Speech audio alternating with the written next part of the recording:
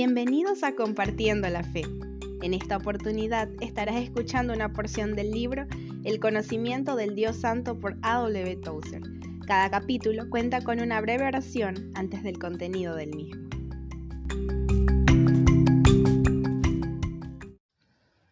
Capítulo 3. El atributo divino.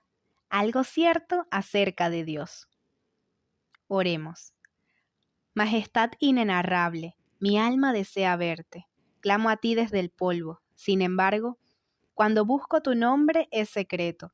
Tú estás escondido en la luz a la que ningún hombre se puede aproximar. Lo que tú eres no puede ser pensado ni dicho porque tu gloria es inefable. Con todo, profeta y salmista, apóstol y santo me han animado a creer que en cierta medida te puedo conocer. Por eso te ruego que, cuando te haya placido revelar de ti mismo, me ayudes a buscarlo como un tesoro más precioso que los rubíes, o que la mercadería de oro fino, porque contigo viviré cuando las estrellas del amanecer ya no existan y los cielos se hayan desvanecido y solo permanezcas tú. Amén.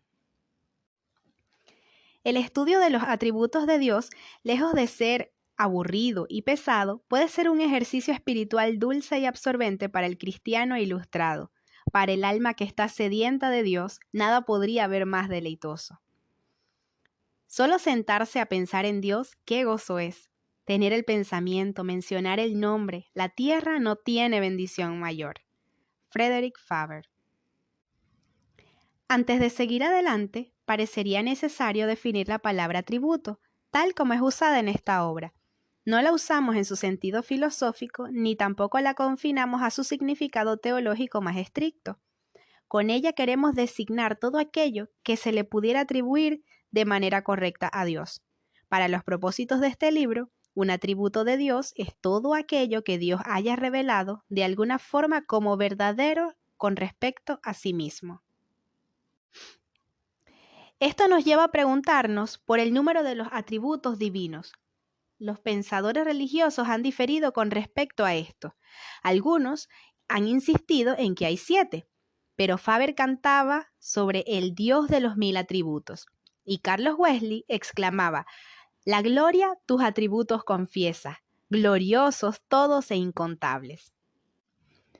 Es cierto que estos hombres estaban adorando, no contando, pero sería sabio que siguiésemos la profundidad del corazón extasiado en lugar de los razonamientos más cautelosos de la mente teológica. Si los atributos son cosas ciertas con respecto a Dios, lo mejor que haríamos es no tratar de enumerarlos. Además, para esta meditación sobre el ser de Dios, el número de sus atributos carece de importancia, porque solo vamos a mencionar aquí un número limitado de ellos. Si bien un atributo es algo cierto con respecto a Dios, también es algo que nosotros podemos concebir como cierto con respecto a Él. Dios, por ser infinito, debe poseer atributos acerca de los cuales nosotros no podemos saber nada. Un atributo, tal como nosotros lo podemos conocer, es un concepto mental, una respuesta intelectual a la autorrevelación de Dios. Es una respuesta a una pregunta, la réplica que hace Dios a nuestra interrogación con respecto a Él. ¿Cómo es Dios? ¿Qué clase de Dios es Él? ¿Cómo podemos esperar que actúe hacia nosotros y hacia todas las cosas creadas? Las preguntas de este tipo no son solo académicas, tocan las interioridades más profundas del espíritu humano y sus respuestas afectan vida, personalidad y destino. Cuando se hacen con reverencia y se buscan sus respuestas con humildad, estas son preguntas que solo pueden ser agradables a nuestro Padre que está en los cielos. Porque su voluntad es que nosotros nos ocupemos en conocerle y amarle, escribió Juliana de Norwich, hasta el momento en que seamos plenamente realizados en el cielo, porque entre todas las cosas son la contemplación y el amor del Creador las que hacen que el alma parezca menos a nuestros propios ojos y nos llenan más de temor reverente y mansedumbre genuina con abundante caridad para con los demás cristianos. A nuestras preguntas, Dios les ha proporcionado respuestas, aunque no todas las respuestas, pero sí suficientes para satisfacer nuestro intelecto y extasiar a nuestro corazón. Estas respuestas nos las ha proporcionado en la naturaleza, en la Escritura y en la persona de su Hijo. La idea de que Dios se revela a sí mismo en la creación no es algo que los cristianos modernos sostengan con mucho vigor. Sin embargo, la presenta la palabra inspirada, en especial los escritos de David e Isaías en el Antiguo Testamento y la epístola de Pablo a los romanos en el Nuevo. En las Santas Escrituras, la revelación es más clara. Los cielos declaran tu gloria, Señor. En cada estrella brilla tu sabiduría, pero cuando nuestros ojos contemplan tu palabra, leemos tu nombre en estrofas más claras. Isaac Watts. Forma parte sagrada e indispensable del mensaje cristiano el que el resplandor pleno de la revelación llegase en el momento de la encarnación, cuando la palabra eterna se hizo carne y habitó en medio de nosotros. Aunque Dios nos ha proporcionado respuestas a nuestras preguntas con respecto a Él en su triple revelación, esas respuestas distan mucho de hallarse en la superficie. Es necesario buscarlas mediante la oración, la larga meditación de la palabra escrita y el esfuerzo ansioso y disciplinado. Por fuerte que brille la luz, solo la podrán ver aquellos que estén preparados espiritualmente para recibirla. Bienaventurados los de limpio corazón, porque ellos verán a Dios. Si tenemos la intención de pensar con exactitud acerca de los atributos de Dios, necesitamos aprender a rechazar ciertas palabras que seguro acudirán a llenarnos la mente. Palabras como rasgo, característica, cualidad. Estas palabras son correctas y necesarias cuando estamos hablando de los seres creados, pero inadecuadas por completo cuando estamos pensando sobre Dios. Debemos quitarnos el hábito de pensar en el Creador de la misma forma en que pensamos en sus criaturas. Es probable que sea imposible pensar sin palabras, pero si nos permitimos pensar con las palabras incorrectas, pronto estaremos alimentando pensamientos erróneos porque las palabras que nos han sido dadas para que expresemos los pensamientos tienen el hábito de ir más allá de sus límites correctos y determinar el contenido de los pensamientos. Así como no hay nada más fácil que pensar, dice Thomas Traherne, tampoco hay nada más difícil que pensar bien. Si alguna vez pensamos bien, debe ser cuando pensamos en Dios. Un hombre es la suma de sus partes, y su personalidad es la suma de los rasgos que la componen. Estos rasgos varían de un hombre a otro, y de cuando en cuando varían ellos mismos dentro del mismo hombre. La personalidad humana no es constante, porque los rasgos o cualidades que la constituyen son inestables.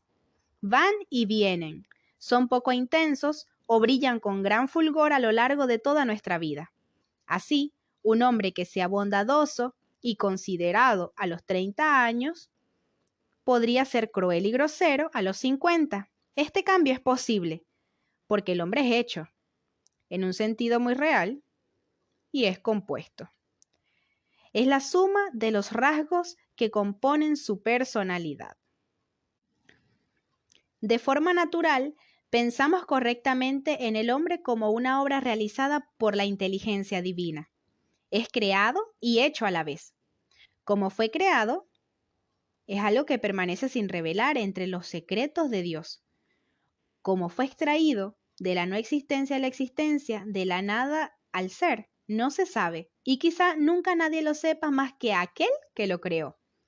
En cambio, como Dios lo hizo, es algo menos secreto, y aunque solo conocemos una pequeña porción de toda la verdad, sí sabemos que el hombre posee un cuerpo, un alma y un espíritu. Sabemos que tiene memoria, razón, voluntad, inteligencia, sentidos, y sabemos que para darle sentido a todas esas cosas tiene el maravilloso don de la conciencia. También sabemos que estos, junto con diversas cualidades del temperamento, componen el total de su yo humano. Estos son dones procedentes de Dios, organizados con sabiduría infinita, notas que componen la partitura de la más alta sinfonía de la creación, hilos que forman el tapiz maestro del universo. Sin embargo, en todo esto estamos pensando pensamientos de criaturas y usando palabras de criaturas para expresarlos. Ni esos pensamientos ni estas palabras son adecuadas para la divinidad. El Padre no se ha hecho por nadie. Dice el credo de Anastasio, ni creado ni engendrado. El Hijo procede del Padre solamente, no hecho ni creado, sino engendrado. El Espíritu Santo procede del Padre y del Hijo, no hecho ni creado ni engendrado, sino que procede de ellos. Dios existe en sí mismo y por sí mismo. Su ser no se lo debe a nadie. Su sustancia es indivisible, no está compuesto por partes, sino que es simple en su ser unitario. La doctrina de la unidad divina no solo significa que existe un Dios único, significa también que Dios es simple, incomplejo, uno consigo mismo. La armonía de su ser no es el resultado de un perfecto equilibrio entre las partes, sino la ausencia de las partes. Entre sus atributos no puede existir contradicción alguna. Él no necesita suspender uno para ejercitar otro, porque en él todos sus atributos son uno. Dios no se divide a sí mismo para realizar una obra, sino que obra en la unidad de todo su ser. Por todo esto, un atributo no es una parte de Dios, es como Dios es.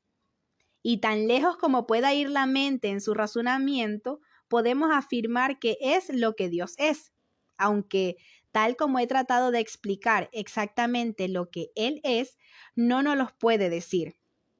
De que está consciente Dios cuando está consciente de sí mismo, solo Él lo sabe. Nadie conoció las obras de Dios sino el Espíritu de Dios. Solo a un igual podría Dios comunicar el misterio de su divinidad. Pensar en que Dios tenga un igual sería caer en un absurdo intelectual. Los atributos divinos son lo que conocemos como cierto con respecto a Dios. Él no los posee como cualidades, son como Dios es, tal como se revela a sus criaturas. Por ejemplo, el amor no es algo que Dios tenga y que pueda crecer o disminuir o dejar de ser. Su amor es la forma en que Dios es y cuando Él ama se está limitando a ser Él mismo. Lo mismo sucede con los demás atributos. Un Dios, una majestad. No hay más Dios que tú. Unidad sin límites y sin extensión. Mar insondable. Toda vida procede de ti y tu vida es tu bendita unidad. Frederick Faber.